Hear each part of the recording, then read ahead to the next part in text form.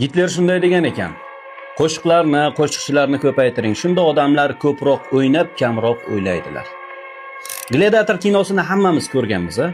Mana shu kinoda nima uchun gladiatorlar jangi boshlanadi?